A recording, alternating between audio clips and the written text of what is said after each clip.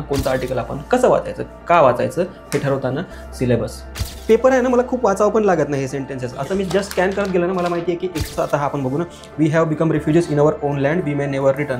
काही चर्चा झाली होती आणि ती पास झालं होतं, तेवढं मला माहिती आहे. So this is not very important. भोकंपट्टी करून ठेवली, रट्टा मारून ठेवला एकदम तगडावाला, तो याद आ जाता आहे. न्यूजपेपर MPSC डिस्क्रिप्टिव्हसाठी महत्त्वाचा झालेला आहे असं पोरांना तरी वाटतं, आणि सगळीकडे अशी हवा आहे की न्यूजपेपर वाचला पाहिजे. कारण UPSC जेव्हा डिस्क्रिप्टिव्ह आहे तर UPSCमध्ये सगळे पोरं अभ्यास करतात, तर MPSCवाल्या पोरांनी अभ्यास केला पाहिजे का न्यूजपेपरचा. माझं पण असं डळमळीतच जरा ओपिनियन आहे की वाचला पाहिजे, किती वाचला पाहिजे. पण शेवटी मी या कन्क्लुजनला आलेलो आहे की न्यूजपेपर हा महत्त्वाचा असतो, पण सगळा न्यूजपेपर महत्त्वाचा नसतो. म्हणजे तुम्ही टॉप टू बॉटम सगळा न्यूजपेपर वाचायचा नसतो. त्यातले काही सिलेक्टिव्ह पोर्शन असतात जे आपल्या एक्झामसाठी महत्त्वाचे असतात. अदरवाईज काय होत असतं की तुमचा पूर्ण दिवस त्याच्यामध्ये चालला जाईल, आणि दुसऱ्या दिवशी जर विचारलं की सांग रे बाबा 2-3 महत्त्वाच्या बातम्या कालच्या, तर तुम्हाला एकही आठवणार नाही. तसं होऊ नये त्यासाठी म्हणून काही फिल्टर्स आहे, काही क्रायटेरिया आहेत. माझ्यासोबत आज स्वप्नील सर आहेत. आम्ही चर्चा करणार आहोत की त्यांचा पर्स्पेक्टिव्ह काय आहे की कोणतं आर्टिकल वाचलं पाहिजे, माझा पर्स्पेक्टिव्ह काय आहे की कोणतं आर्टिकल वाचलं पाहिजे. असे बरेचसे आर्टिकल निघतील जे त्यांना वाटेल की महत्त्वाचे आहे, पण मला वाटेल की फालतू आहे, इसमें कोई दम नाही आहे.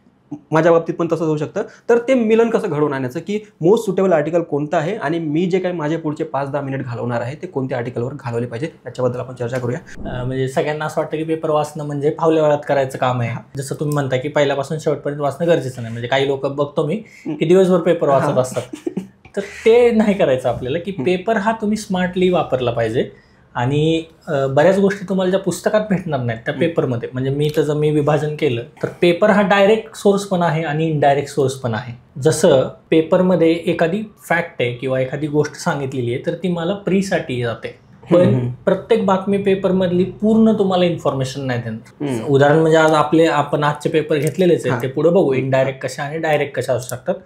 पण पेपर हे असं एक माध्यम आहे की जे कमी वेळामध्ये तुम्हाला सगळ्यात जास्त गोष्टी माहीत करून देऊ शकतं.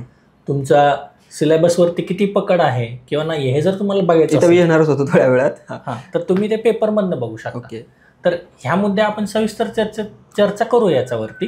पण हे काही मुद्दे आहेत की पेपर वाचायलाच पाहिजे का, किंवा पेपरला मी वेळ दिला पाहिजे का, पेपर वाचला पाहिजे, वेळ दिला पाहिजे, पण किती वेळ द्यायचा.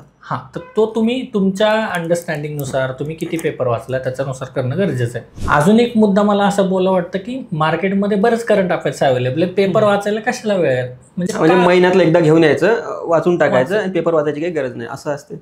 असं होऊ शकतं. मला पण असं वाटायचं, नंतर कळालं बात कुछ और आहे. पण ह्याचे इनडायरेक्ट जे मी म्हणतोय की जे आपल्या न कळत काही वेळ कुठलाच वेगळा वेळ न देता आपण नुसता पेपर वाचलं तरी कितीतरी गोष्टी आपल्या बॅक ऑफ द माइंड बरोबर तयार होतात. तर याच्यावरती आपण डायरेक्ट प्रॅक्टिकली बघूयात की आजच्या 15 एप्रिलचा पेपर आहे आजचा.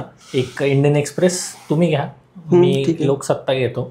आपण दोघं आपल्या पर्स्पेक्टिव्हनी कुठला महत्वाचा मुद्दा वाटतो त्याच्यावरती आपण चर्चा करूयात. इंडियन एक्सप्रेस मी का घेतलंय ह्याची गंमत अशी आहे की स्वस्त आहे म्हणून नाही, याची लँग्वेज सोपी वाटते मला. द हिंदू आणि द इंडियन एक्सप्रेस जेव्हा मी कम्पेअर करत असतो त्यामध्ये हिंदूमध्ये थोडीशी किचकट इंग्रजी वाटते, त्यांचे सेंटेन्सेस वगैरे खूप लांब असतात. त्याच्या तुलनेमध्ये जे इंडियन एक्सप्रेस आहे थोडंसं मला सोपं वाटतं, आणि वाचताना असं कधीतरी मला डिक्शनरी वगैरे बघावं लागली असं कधी होत नाही सहसा. तर त्यामुळे हे कम्फर्ट आहे.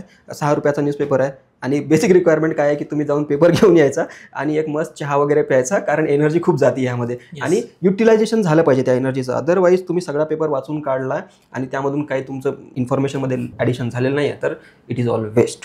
तर पहिला क्रायटेरिया जे मी सांगतो की न्यूजपेपर वाचत असताना कोणतं आर्टिकल आपण कसं वाचायचं, का वाचायचं हे ठरवताना सिलेबस. तुमचा UPSCचा किंवा MPSCचा जो काही सिलेबस आहे तो तुम्हाला अगदी तोंड पाठ असणं, क्रमाक्रमाने पाठ असणं गरजेचं आहे. म्हणजे एखादी जर मी ही हेडलाईन दाखवली तुम्हाला तर तुम्हाला तुरंत सांगता आलं पाहिजे की हे सिलेबसची डायरेक्टली लिंक आहे, या पॉईंटची लिंक आहे, अदरवाईज ही लिंक नाही आहे म्हणून. हा पहिला क्रायटेरिया झाला. त्यानंतर याच्यामध्ये जे डिटेल्स आहे त्याच्या डिटेल्सवरून इन्स्पायर्ड होऊन असा कधी प्रिव्हियस इयरमध्ये प्रश्न वगैरे आलेला आहेत का. जसं आता हा आपण बघू ना, we have become refugees in our own land, we may never return, Bengal district hit by violence. अच्छा ठीक आहे. वक्फ लॉच्या विरोधामध्ये मुर्शिदाबादमध्ये 24 परगणा असा काही जिल्हा आहे, तिकडे ते हिंसा सुरू आहे तर वक्फच्या विरोधामध्ये. तर लोकांनी काहीतरी कंप्लेंट टाकलेली आहे की आम्ही आमच्या देशामध्ये विस्थापित वगैरे झालेलो आहोत. तर विस्थापितांच्या प्रश्नावर कधी प्रिव्हियस इयर क्वेश्चनमध्ये UPSCमध्ये वगैरे आलेला आहे का, तर आलेला आहे. आणि मोस्ट इम्पॉर्टंटली मला आठवते की केस स्टडीमध्ये आलेला आहे 2020-21मध्ये वगैरे काहीतरी ते आलेलं आहे की बॉर्डर सिक्युरिटी एजन्सीज वगैरे आहेत, त्यांचा ढिसाळ कारभार आहे आणि त्याच्या फायदा घेऊन बांगलादेशमधून वगैरे असं इंडिकेट केलं होतं, त्यांनी नाव घेतलं नव्हतं बांगलादेशचं. तर तो मुद्दा जो आहे इथं मला रिलेव्हंट वाटतो. तर ह्याच्यामध्ये जर एखादं असं काही सोल्युशन असेल की आत्ता हे काय स्टेप्स उचलत आहेत ते रोखण्यासाठी वगैरे, ते मला वाटतं की महत्त्वाचं आहे. बट ओव्हरऑल जर मी सांगितलं ना, आता हे वक्फ बिल जे इथलं आहे ते मला माहिती आहे काय आहे, त्याच्यावर काय काय चर्चा झाली होती आणि ते पास झालं होतं तेवढं मला माहिती आहे. So this is not very important. Law and ऑर्डरची सिच्युएशन आहे. आता तुम्ही पुढचं कदाचित पानावर असेल की मणिपूर रोजच चर्चेमध्ये असतं, तर इट हॅज बिकम इरिलेव्हंट. तो I will safely ignore this news. आता ही न्यूजपेपरची हेडलाईन्सच आहे, म्हणजे आजची कदाचित ही प्रमुख बातमी आहे, इंडियन एक्सप्रेसला वाटतं, पण परीक्षेच्या दृष्टीने हे महत्त्वाचं नाही आहे. It is very particular. त्या मुर्शिदाबाद आणि 24 परगणा जिल्ह्यामध्ये काहीतरी घडलेलं आहे, हिंसा झालेली आहे, त्यामुळे हे चर्चेमध्ये आहे. बट याच्यामध्ये हायली अनलाइकली काहीतरी सोल्युशन्स वगैरे त्यांनी दिलेले आहेत. म्हणून तुम्ही काय करणार, 144 वगैरे लावणार, काहीतरी मोहल्ला कमिटी, पीस कमिटी वगैरे लावणार, कम्युनिटी पोलिसिंग, याच्या व्यतिरिक्त इतर मला नाही वाटत की काही आहे म्हणून. तर असं हे माझा आर्टिकलचं अनालिसिस आहे की हे महत्त्वाचं नाही आहे. तुमचं काय वाटतं? आता ह्याच आर्टिकल जसं मी तुम्हाला मगाशी म्हणलं की डायरेक्ट आणि इनडायरेक्ट सोर्स आहे, तर तो डायरेक्ट सोर्स आहे की इथं वक्फ लॉ आलेला आहे. बातमीच्या हेडिंगवरनं मी सेन्स करू शकतो किंवा तेवढा पेपर मी वाचलाय म्हणून ते मी सेन्स करू शकतो की याच्यातून मला जास्त मटेरियल काय मिळणार नाही. पण मला वक्फ जर माहीत नसेल तर मी ते माहीत करून घेणं गरजेचं आहे, त्याच्यामध्ये काय तरतुदी आहे ते बघणं गरजेचं आहे. तर हा इनडायरेक्ट सोर्स आहे. पण जसं तुम्ही आता म्हणला, म्हणजे इन्स्पिरेशन आहे की वक्फबद्दल मी काहीतरी गुगलवर सर्च केलं पाहिजे आणि ती माहिती एक पेजवर लिहून ठेवली पाहिजे. आणि दुसरं तुम्ही आता म्हणलं की 144, जसं ते तुम्हाला माहिती आहे 144 म्हणजे काय, कलम 144 अंतर्गत काय होते, तर हे त्याचं इम्प्लिकेशन पार्ट आहे. ओके. म्हणजे आपण जेव्हा एखादी न्यूज वाचतोय तर माझं पण तेच राहिलं असतं की यात कोणत्या संस्था इन्क्लुडेड आहेत, याच्यामध्ये आता बिल आलंय तर बिलचे इम्पॉर्टंट काय काय आहे. मी बातमी वाचणं जास्त प्रेफर नाही करणार, म्हणजे मुर्शिदाबाद म्हणा किंवा 24 परगणा. पण असं कधी कधी होतं की आपल्याला 24 परगणावरती एमपीएससी कधी कधी क्वेश्चन विचारले दिसते. 24 परगणा कुठल्या राज्याचा भाग आहे, नावामध्ये आकडा कसा काय 24, की मग कुठल्या भागात आहे 24 परगणा, हा कुठल्या राज्याशी निगडीत आहे, असा क्वेश्चन एमपीएससीने विचारलेला आहे. ओके. म्हणजे ते आपल्याला असं दिसतं की यूपीएससीच्या जुन्या पॅटर्नला मला वाटतं असेल तसं 1995च्या वगैरे अगोदर असं काही असेल, बट रिसेंटमध्ये तर नाही वाटत मला, बट ठीक आहे, होऊ शकतं. तर हे असं आपण बघितलं, म्हणजे ह्याच्यावरती वेळ नाही घालवला पाहिजे ह्या न्यूजवरती. ठीक आहे, आपण दोघे ॲग्री की हे फालतू नाही म्हणता येईल, बट इरिलेव्हंट थोडंसं. म्हणजे तुम्ही जास्त डिटेल्स, फॅक्च्युअल डिटेल्स, मुर्शिदाबादमध्ये किती व्हायलन्स झालाय, किती खून, म्हणजे किती मोजून डेड बॉडी, हे आपला हे नाही. वक्फ बिल आपलं सेंटर पॉईंट आहे. याच्यामध्ये आणखीन एक की आता हा जो वक्फ बिल आहे हे ॲक्च्युली इश्यू ओरिएंटेडमध्ये जातं. म्हणजे आता तुम्ही इथून पुढे महिनाभर, आता बिल पास झाले तर तुम्ही आता हे वारंवार याच्यावरती वाचताना दिसाल.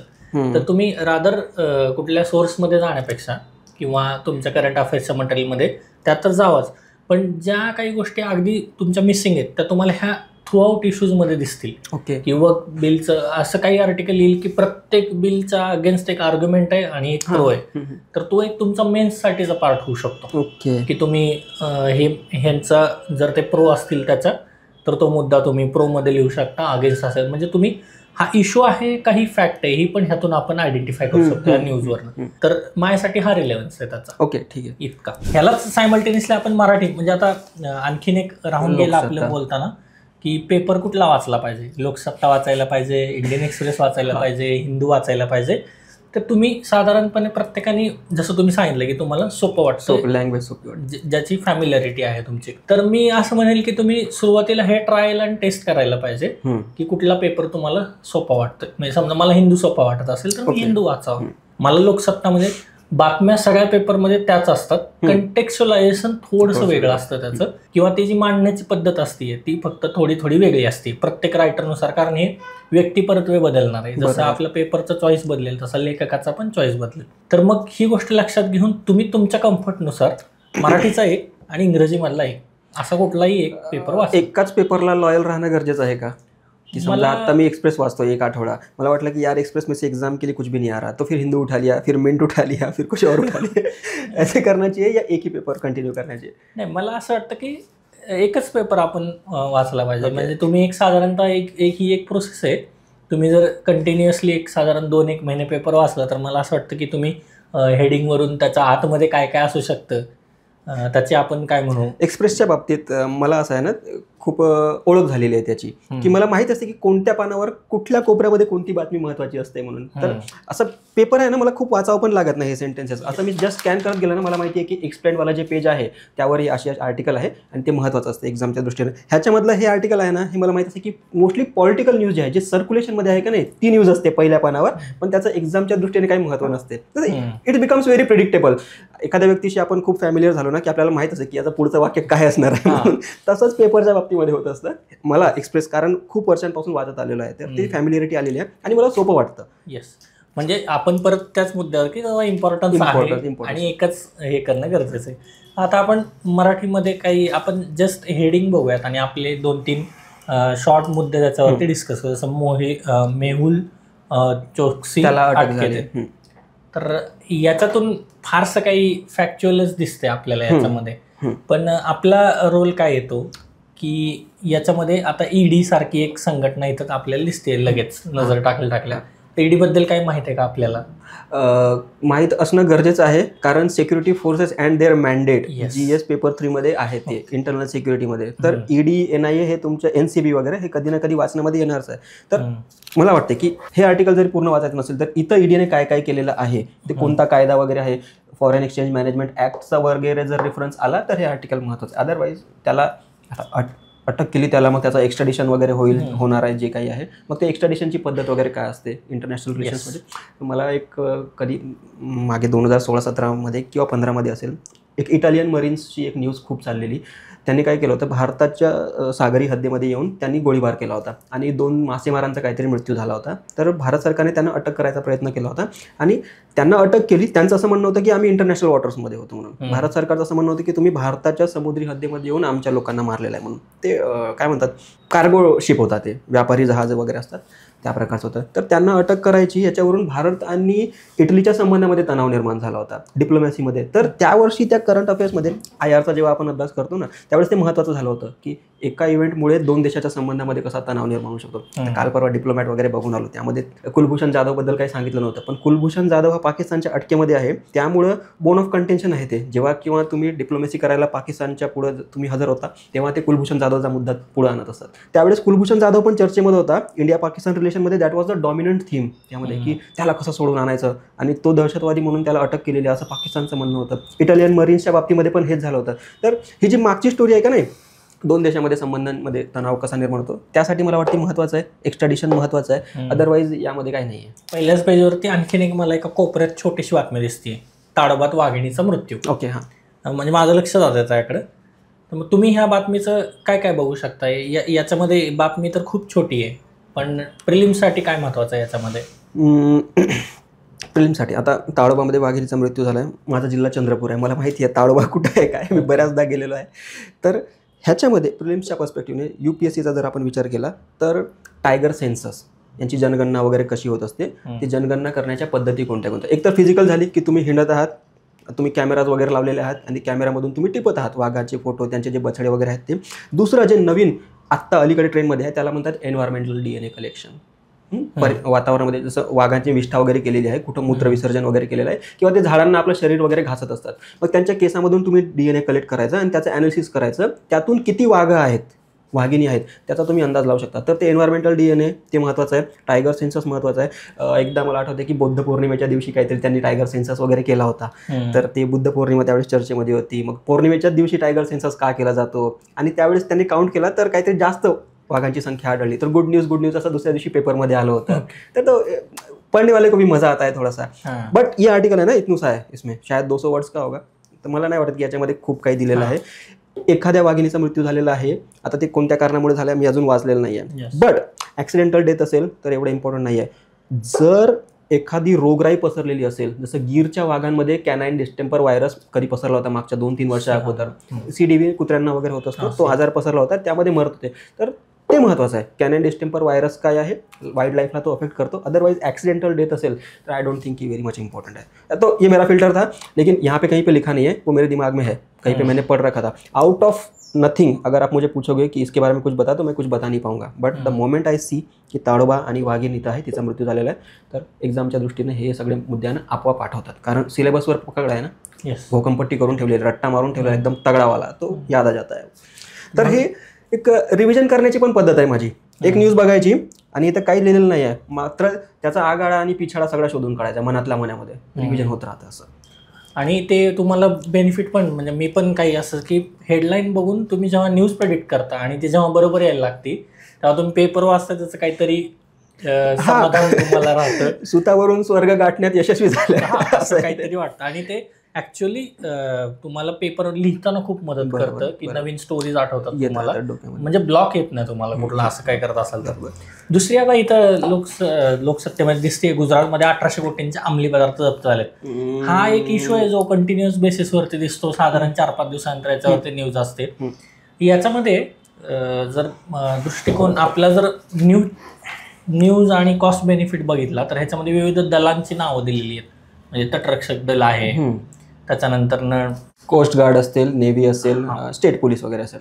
तर मग ते थोडंफार आपल्याला त्यांचं माहीत असणं गरजेचं आहे, किंवा कुठले कुठले सध्या कुठले कुठले अंमली पदार्थ आहेत. अगदी 2024च्या पेपरमध्ये क्वेश्चन आलेला की पॉपी कशापासून प्रोड्यूस केली जाते. तर हे कुठंतरी असतं, पण तितकीशी पण असे न्यूज तुम्हाला नेहमी दिसतील. तर ह्या साधारण 4-5 दिवसानंतर अशा कुठेतरी कारवाया होत असतात. बरोबर आहे. याचा जास्त फॅक्च्युअल आपण काय करतो, खूप फॅक्ट आणि गप्पा मारायचे टॉपिक तयार करून घेतो की या बंदरात एवढे सापडले, त्यावेळी तिथं एवढे सापडले. मला वाटतं त्याच्यावरती जास्त वेळ घालवता कामा नये, त्याच्यावरती खूप प्रॅक्टिकल राहून 2-3 मुद्दे त्यातनं घेऊन जावे. मला काय पॉपअप झालं हे बघून, तटरक्षक बल म्हणजे कोस्ट गार्ड यांनी दहशतवादी विरोधी पथकाची वगैरे कारवाई केलेली आहे.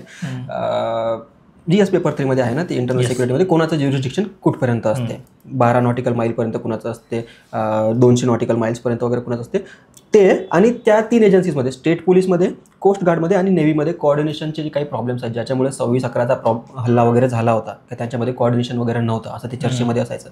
तर ह्यांनी जर असं ही काही यशस्वी कारवाई केली आणि अंमली पदार्थ वगैरे जप्त केला, तर मग त्यांनी कोऑर्डिनेशनचा कोणता मेथड अवलंबला ते विचारतात.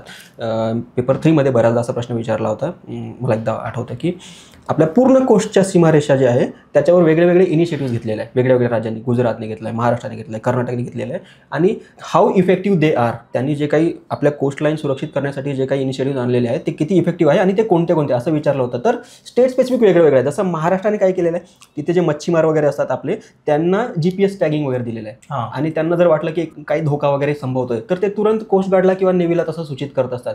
तर अदर दॅन स्टेट एजन्सीज, तुम्ही नॉन स्टेट एजन्सीजला, सिव्हिलियन्सला सुद्धा इन्व्हॉल्व करून घेतात त्याच्यामध्ये. तर it is very good initiative. तर ते मी लिहिलं होतं. तर त्यामध्ये ऑब्व्हियसली वाचणाऱ्याला वाटतं की कुछ तो अच्छा लिखा है इसने, 1 पॉइंट एक्स्ट्रा लिखा है तो 1 मार्क पड सकता है. मला ते आठवलं, अदरवाइज न्यूज काही इंपॉर्टंट नाही आहे. तो मेरे लिए बेसिकली ये हो गया ना की रिव्हिजन का एक मेथड हो गया है, रॅदर दॅन आपलेच हस्ताक्षर पुन्हा पुन्हा वाचायचे आणि ते बोर होऊन जातं थोडंसं. आता पान पण पिवळे पडले सगळे वाचून वाचून, त्याच्यावर चहा कॉफीचे डाग पडले. तर हे काहीतरी रिव्हिजन करण्याचं नवीन मेथड आहे. आता पेपरचा मेन्सच्या दृष्टिकोनातून विचार केला तर फॉर्डर मटेरियल पेपरमध्ये जास्त असतं. म्हणजे स्पाइस ऑफ थिंग्स, धनिया पुदिना बिर्याणी के ऊपर. म्हणजे तुम्हाला एकाच उत्तरामध्ये दोन्ही पण बाजू जेव्हा लिहायचं असतं तेव्हा तुम्हाला पेपर तुमच्या नकळत तुमच्याशी काम करत असतो. जसं जर ह्यातलं जर बघितलं आपण तर जनता केंद्रीय विचार हाच महसूलचा ध्यास, असा एक विचार पानावरती एक हे आलेला आहे. आता ह्या विचार आहे खूप.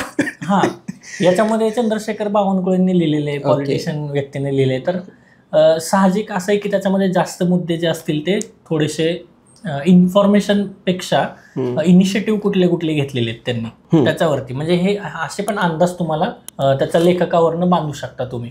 पण हे आर्टिकल मी जर म्हणलं कसं वाचायचं तर हे महसूल विभाग जो आहे त्यांच्या रिलेशनमध्ये हे आर्टिकल आहे. आणि ह्यांनी काही रोल्स लिहिलेले आहेत, म्हणजे महसूल विभागातला अधिकारी नक्की कोणकोणते रोल करतो. तर हे ह्याच्यामध्ये स्पष्ट लिहिलं आहे की आजच्या घडीला महसूल विभागात महाराष्ट्रातील जनतेला सर्वाधिक ऑनलाईन सेवा देणारा व शासनाचा दररोज प्रत्यक्ष संपर्क घडवणारा महत्त्वाचा विभाग आहे. केवळ महसूलच नव्हे तर निवडणुकीच्या नियोजनापासून जमीन, कृषी, आपत्ती व्यवस्थापन, दुष्काळ, टंचाई व्यवस्थापन अशा विविध क्षेत्रांमध्ये सक्रिय सहभाग आहे. त्याचमुळे या विभागातील प्रत्येक कर्मचाऱ्याला प्रोत्साहन देण्यास, सक्षम ठेवण्यास प्राधान्य आहे. आता सर्व्हिसेस, सिव्हिल सर्वंटचा रोल काय आहे तर शक्यतो आपल्याला ह्या पुस्तकांमध्ये कुठं वाचता येत नाही. तर ह्या अशा पॉईंट्समधून आपल्याला निदान महसूल विभागामध्ये बाबा एक अधिकारी आहे तर एवढी कामं करू शकतो. दुसरं काय असू शकतं की काही योजना पण ह्याच्यामध्ये दिसतात, जसं सेवादूत आहे किंवा ई ग्राम संवाद यासारख्या योजना आहेत की ह्या काही तक्रार निवारणासाठी केलेल्या आहेत. तुम्हाला एका वाक्यामध्ये ऑब्जेक्टिव्ह पॅटर्नचा क्वेश्चन सोडवताना एक जरी तुम्हाला हिट झाला ऑप्शनमध्ये की हा बरोबर आहे, तरी तुमचा कॉन्फिडन्स आणि उत्तर बरोबर येण्याची शक्यता जास्त असतं. आता ह्याच आर्टिकलमध्ये गव्हर्नन्समध्ये अधिकाऱ्यांचा रोल काय, याच्यासाठी काही फॉर्डर की अधिकारी अनुभवातून शिकतात आणि हे अनुभवच प्रशासनाला पुढील दिशा देतात. आता हे वाक्य माझ्यासाठी कुठंतरी एक ॲडिशन मटेरियल म्हणून आहे की तुमचा रोल गव्हर्नमेंटमध्ये काय आहे. गव्हर्नमेंट ऑफिसर म्हणून काम करताना अधिकाऱ्यांच्या एक्सपिरियन्समधनं दिशा देण्याचं काम केलं जातं. तर हे मी कुठेतरी साईडला लिहून ठेवेल की एखादा इथिक्सचं उत्तर लिहिताना किंवा GS3 मध्ये किंवा GS2 मध्ये पण की गव्हर्नन्सचा रोल लिहित असताना तर मी हे असं किंवा निबंधामध्ये अशा गोष्टी मेन्शन करेल. तर ह्या आर्टिकलमधलं सगळं वाचायची गरज नाही आहे, पण हे असे काही फॉर्डर्स मटेरियल असं एका नजरेत तुम्हाला मिळून जाऊ शकतात. तर असं माझा याचा मागचा दृष्टिकोन आहे. म्हणजे ह्यातनं सिव्हिल सर्वंटचा रोल काय ते पण कळतंय, काही उपक्रम काय आहेत ते पण कळतंय आणि ते काम काय करत आहेत ते पण कळतंय आणि आपल्याला कुठंतरी वापरता येईल हे पुढे जाऊन. तर हेही मला याच्यामध्ये सापडतंय मटेरियल. पण हे तुम्ही रेग्युलर बेसिसवरती करावं असं नाही, पण एखादं वाचलं, आता हे मला वाचावं वाटलं म्हणून मी वाचलं. हे आर्टिकल बघून माझा पहिला थॉट काय होता की महसूलचा जो काही प्रश्न आहे मंत्री महोदयांनी मांडण्यापेक्षा नॉट टू अंडर व्हॅल्यू हिम, डिव्हॅल्यू हिम, पण सचिवांनी जर लिहिलं असतं आर्टिकल तर मी आवर्जून 10 मिनिटं खर्चून वाचलं असतं. कारण त्यामध्ये बरेचसे इनिशिएटिव्ह वगैरे असतात. याच्यामध्ये माहीत नाही पॉलिटिकल टोन आहे की नाही आहे, बट स्टील अशी जनरल टेंडन्सी झालेली आहे की सचिव माणूस आहे म्हणजे त्याला ते माहिती आहे विभागामध्ये नेमकं काय चालतं, तर ते वाचायची टेंडन्सी असते. बरं, तुम्हाला रिफॉर्म्सबद्दल जर काय वाचायचं असेल की आजपर्यंत काय काय सुधारणा वगैरे केलेल्या आहे एखाद्या विभागाने, तर योजना आणि कुरुक्षेत्रची मॅगझिन मला वाटतं की तुम्ही वाचली पाहिजे. अँड यू विल फाइंड की ते मोस्टली सचिवांनी IAS अधिकाऱ्यांनी वगैरे लिहिलेले असतात आणि त्यांची लँग्वेज जी आहे अगदी सोपी लँग्वेज असते, मात्र पॉईंट असला दमदार असतो की भाई मजा आ जाएगा. जबरदस्त पॉईंट, एकदम सिंपल लँग्वेज, 8-10 शब्दांमध्ये त्यांचं वाक्य संपून जातं, मात्र पॉइंट जो है का नहीं सीधा हिट कर जाएगा ब्रेन को भी और हार्ट को भी, दोनों जगह पे. तो अगर पढ़ना ही है एडमिनिस्ट्रेटिव रिफॉर्म्स के बारे में तो रैदर देन ये गो फॉर योजना कुरुक्षेत्र, डिपार्टमेंटल इनिशिएटिव्ह वगैरे काय काय त्यांनी आणलेले असतात ते तुम्ही वाचू शकता. आणि सुटसुटीत लँग्वेजमध्ये त्यातून शिकण्यासारखं काय आहे की तुम्ही आन्सर लिहित असताना किंवा एसे लिहित असताना त्याची सुरुवात कशी करायची आणि त्याचा एंड कसा करायचा, मधले मुद्दे कसे मांडायचे, पॅराग्राफचं अलाइनमेंट काय असलं पाहिजे, त्याची लेंथ वगैरे किती असली पाहिजे, हे सगळ्या शिकण्यासारख्या गोष्टी आहेत. कंटेंटपेक्षा तुमचं प्रेझेंटेशन जे आहे ते जास्त मॅटर करतं. तर ते मला वाटतं की तुम्ही मला योजना कुरुक्षेत्रमध्ये, क्योंकि अपन करंट अफेयर्स के बारे में बात कर रहे इसलिए तो वहाँ से भी आ सकता है ये सब. अगला आर्टिकल कौन सा लेंगे आप? अगला आर्टिकल असं आहे की तर्क तीर्थ विचार म्हणून, जसं महात्मा फुले दिसत आहेत जे मला इतिहासासाठी रिलेव्हंट दिसतात पर्सनॅलिटी म्हणून. पण याच्यामध्ये MPSCच्या पॉईंट ऑफ व्ह्यूने जर बघितलं आपल्याला तर आता ह्यात काही मला नावं दिसत आहेत की तर्कतीर्थ लक्ष्मण शास्त्री जोशी, ज्यांनी फुलेंवरती काही व्याख्यानमाला लिहिल्या होत्या, निबंधमाला लिहिल्या होत्या, तर त्यांची नावं दिसत आहेत मला इथं. किंवा ह्या ज्या फॅक्ट्स आहेत तुम्हाला त्या पुस्तका तर तुम्ही वाचताच, पण त्याची एक बेस्ट रिव्हिजन म्हणून तुम्ही हे मटेरियल यूज करू शकता. माझी स्टाईल थोडीशी अशी की थोडं तुम्ही ओव्हरलुक करा, काही सापडतंय का बघा, नाहीतर गो थ्रू करा. पहिले जज नाही करायचं, असं मी इथं जज केलं की मंत्र्यांनी लिहिलेलं नको वाचायला. हा, म्हणजे मंत्री पण चांगले लिहू शकतात किंवा मंत्र्यांच्या हाताखालचाच एखादा सल्लागार हे काम करत असतो. म्हणजे जसं की आता आपण वाचताना आपला पॉईंट आहे की सरकारी नोकरी म्हणजे अधिकार नव्हे तर जनतेसाठी असलेले कर्तव्य आहे, हा भाव परिषदेतून निर्माण करण्याची संधी घेता आली. आता याच्यामध्ये आणखीन एक दिसतंय की ईज ऑफ लिव्हिंग, याच्याबद्दल पण बोललेलं दिसतंय याच्यामध्ये. तर मग हे आर्टिकल तुम्ही म्हणजे वापरू शकता.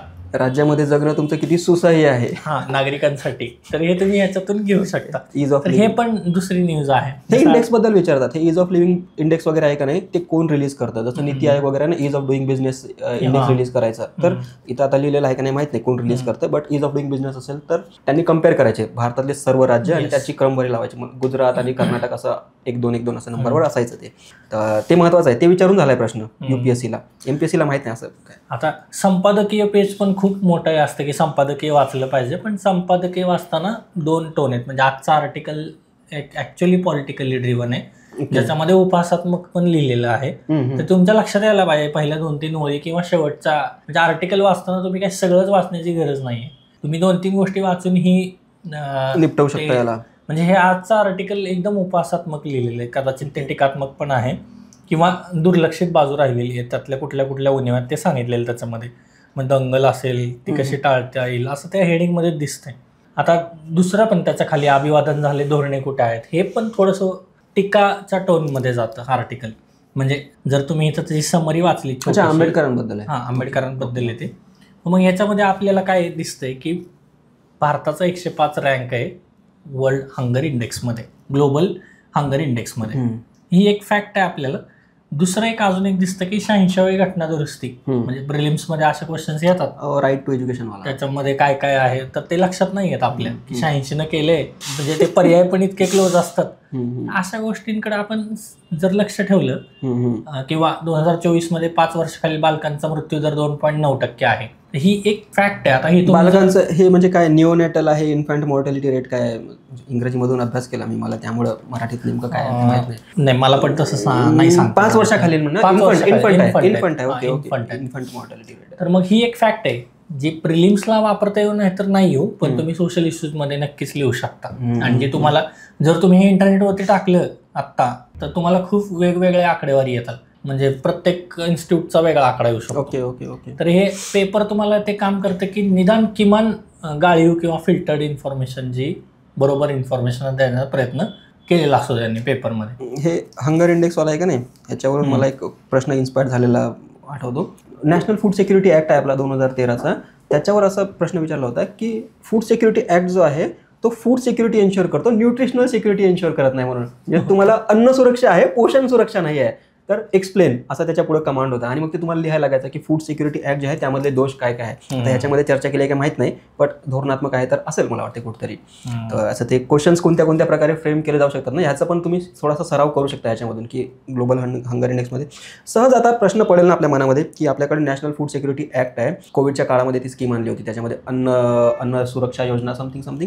तर ती स्कीम, हे सगळ्या स्कीम्स असताना सुद्धा पुन्हा राज्यांचं सुद्धा कॉन्ट्रीब्युशन आहे, तरी सुद्धा भारतामध्ये अशी भूकमरी का असावी म्हणून हा साहजिक प्रश्न आहे ना. शासनाच्या ज्या काही योजना आहेत त्यांच्यामध्ये इम्प्लिमेंटेशनचे फॉल्ट आहे, डिझाईनमध्ये पण फॉल्ट आहे, तर ते काय आहे, कशामुळे आहे, तर त्याच्यावरून प्रश्न कोणत्या प्रकारचे इन्स्पायर्ड होतात. जसं की मी आता सांगितलं की फूड सिक्युरिटी आहे इंडियामध्ये, पण न्यूट्रिशन सिक्युरिटी नाही आहे, असा प्रश्न येऊ शकतो. तर हे कशामुळं, कारण प्रिव्हियस इयर क्वेश्चन सगळे रट्टा मारून झालेले आहेत माझे.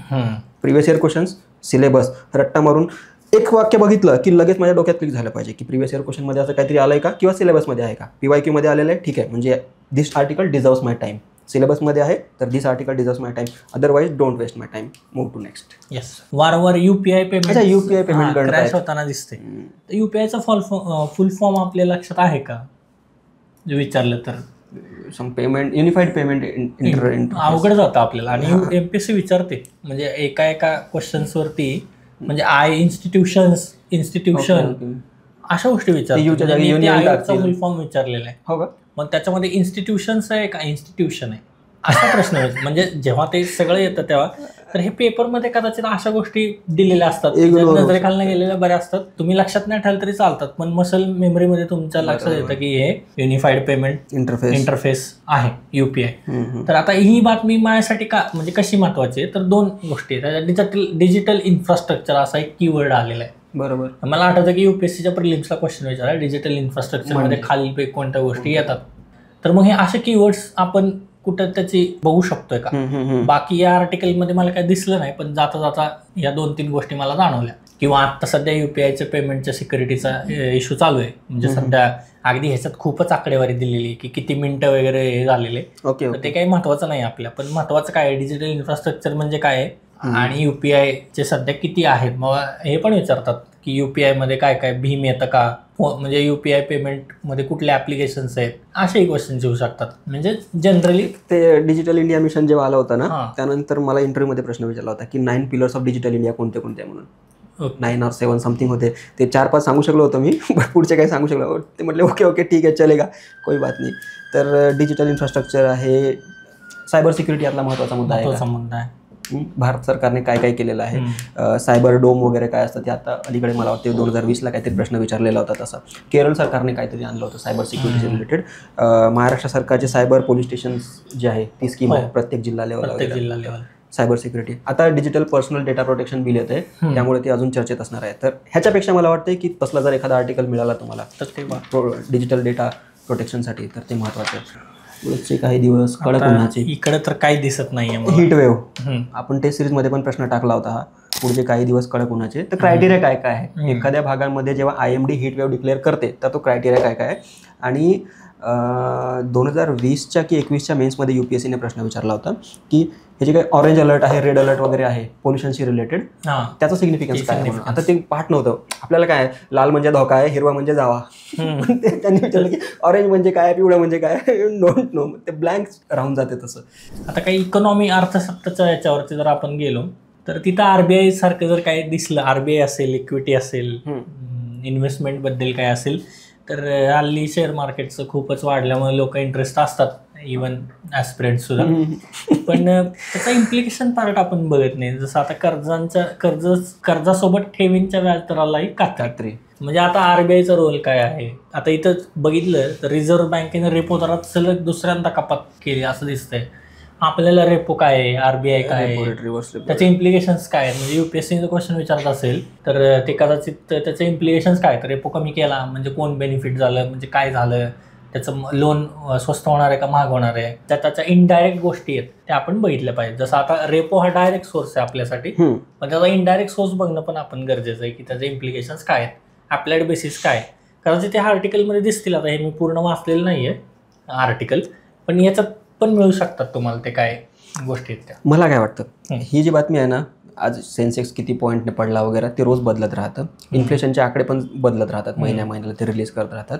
ह्याच्यामधलं मॉनिटरी पॉलिसी कमिटी माझ्या डोक्यामध्ये क्लिक करून गेला. मॉनिटरी पॉलिसी कमिटी काय आहे, त्याचे रिकमेंडेशन्स जे आहे, त्यांचे बॉडीचं कंपोजिशन वगैरे काय काय आहे आणि रिकमेंडेशन्स काय होते ते मला वाटतं महत्त्वाचं आहे. आणि how monetary policy committee is responsible for managing inflation in India, ते मला वाटतं की त्यातून महत्त्वाचं आहे. या आर्टिकलमध्ये आय डोंट नो मॉनिटरी पॉलिसीबद्दल काही चर्चा केली आहे का नाही आहे, but I will safely ignore this article. But महत्त्वाचं काय आहे की व्याजदराला कात्री, समथिंग इन्फ्लेशनबद्दल काहीतरी इथं चर्चा आली की लगेच डोक्यामध्ये काय क्लिक झालं पाहिजे, there is something known as monetary policy committee, RBI.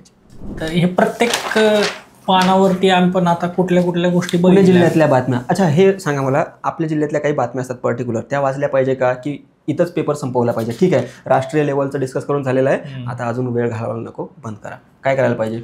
नाही, पुण्यातल्या नाहीच वापरायला पाहिजे, पण आता टेकड्यांवर बांधकामासाठी अभ्यास असं म्हटल्यानंतर ना तुमच्या कुठल्याही आजूबाजूला पण महाराष्ट्र स्पेसिफिक जात असताना, ओके, तर याच्यामध्ये कोण हे करते तर त्याचा तुम्हाला अंदाज असायला पाहिजे. जेव्हा तुम्ही कुठली बॉडी आहे, एन्व्हायरमेंट, मला आता नाव आठवणा, ESA, environmental impact assessment, social impact assessment, environmental impact, मग त्यांचा इथं रोल आहे. तुम्ही पर्टिक्युलरली कुठल्या भागात होणार आहे, काय होणार आहे ते नाही बोलते चालते, तेवढा काही असं हे नाही आहे. मी सहसा कधी बघत नाही आपल्या जिल्ह्यामध्ये काय घडलंय ना, कारण UPSC देत आहे किंवा MPSC देत आहे, तर हायली अनलाइकली की ते विचारतील म्हणून. पेपर वाचताना कसा वाचला पाहिजे, पेपरचा वापर तुम्ही जास्तीत जास्त, म्हणजे तुमची रिव्हिजन कशी होईल. आपण जे डिस्कस केलं ना त्यातून मला जे 2 मुद्दे आठवले. तुम्ही काय करताय पेपर वाचताना, तुम्ही त्यातून नवीन काहीतरी फॅक्ट इन्फॉर्मेशन काढायचा प्रयत्न करताय. माझा अप्रोच काय आहे की जे मी अगोदर वाचून ठेवले ते मी रिवाईज करायचा प्रयत्न करतोय. ह्याचं कुठतरी आहे ना हे बसवून आलं पाहिजे. जबरदस्त प्रिपरेशन होईल न्यूजपेपरच्या माध्यमातून, नाही का. तुम्हाला नवीन काहीतरी 2-4 फॅक्ट कळाले, ते तुमच्या नोट्समध्ये तुम्ही ॲडिशन केले, प्लस तुमचं रिव्हिजन सुद्धा झालेलं आहे. आजपर्यंत तुम्ही जे काही वाचून ठेवलं आहे ते सुद्धा तुम्हाला आठवलेलं आहे. बढिया टेक्निक आहे.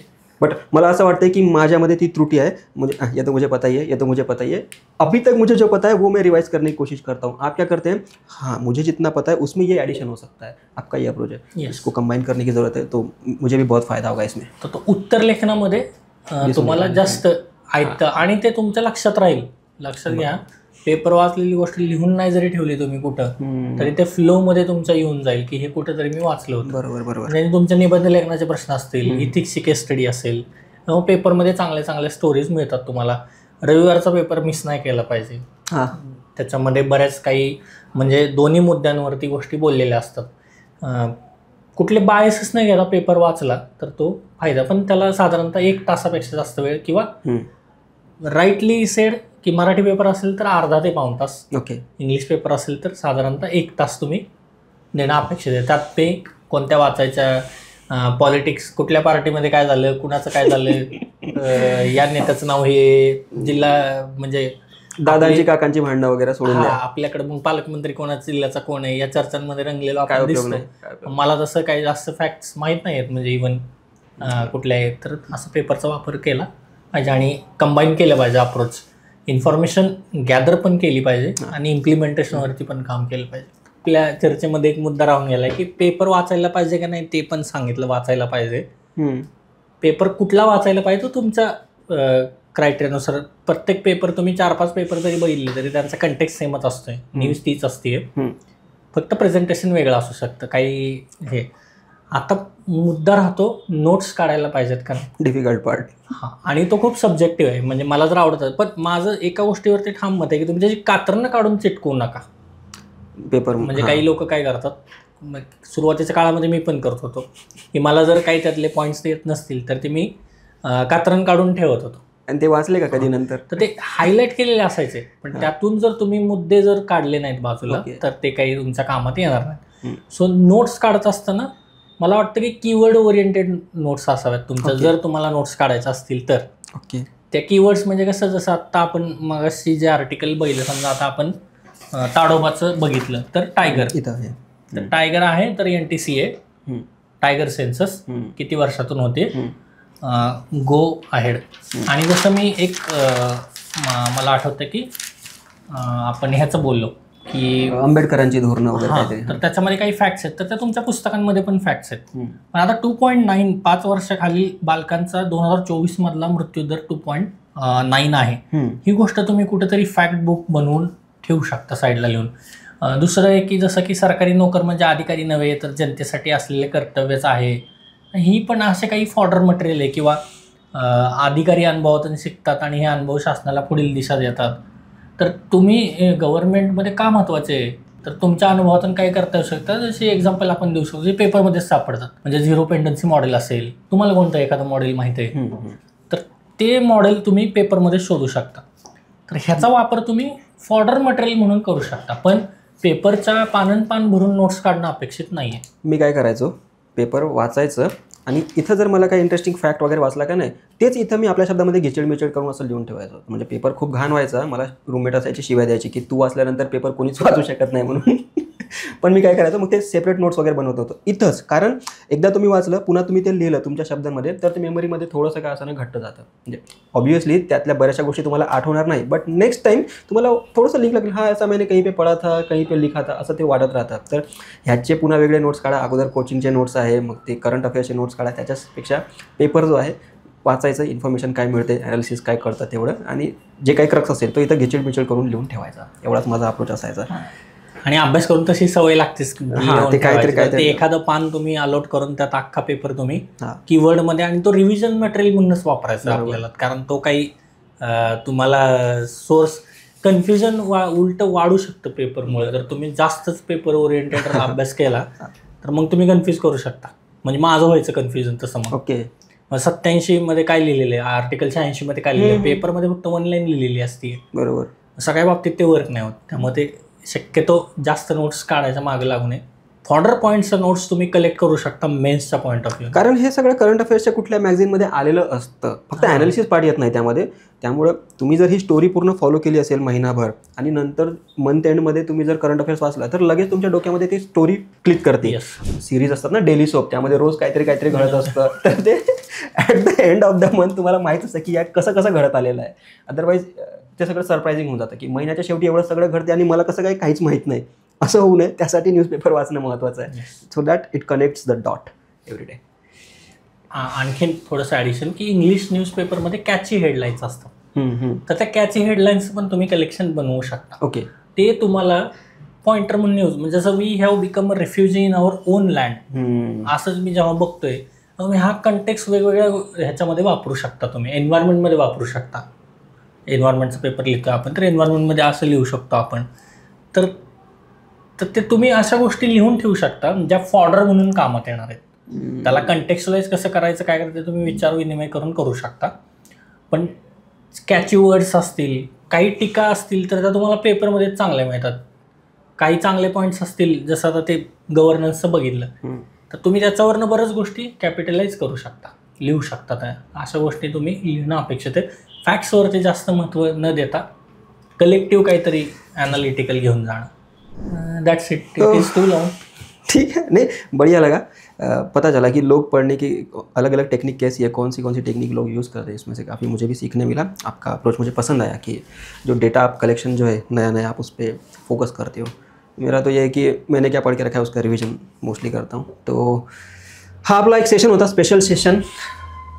न्यूजपेपर कसा वाचला पाहिजे, त्याला महत्त्व किती दिलं पाहिजे, कॅज्युअल चर्चा होती. त्यामधून तुमच्या ज्ञानामध्ये काही भर पडावा असे काही त्यामधून अपेक्षा नव्हती. फक्त एक अप्रोच काय असावा. आता हा पेपर काय उद्या रिपीट होणार नाही आहे. मात्र उद्याचं आर्टिकल वाचत असताना आम्ही ज्या काही 4 गोष्टी तुम्हाला सांगितल्या त्या आजमावून बघा. 4 नाही तर कमीत कमी उद्या 1 तरी आजमावून बघा. हळूहळू होईल इम्प्रूव्ह. आणि न्यूजपेपरमधून सेलेक्टिव्हली कसं घ्यायचं आणि हे जे काही तुम्ही मेहनत घेतात त्याचं रिझल्टमध्ये कन्व्हर्जन कसं करायचं, ह्यासाठी आज सर्व आम्ही हा जो प्रपंच आहे तो घडवून आणला होता. बघितल्याबद्दल धन्यवाद. थँक्यू.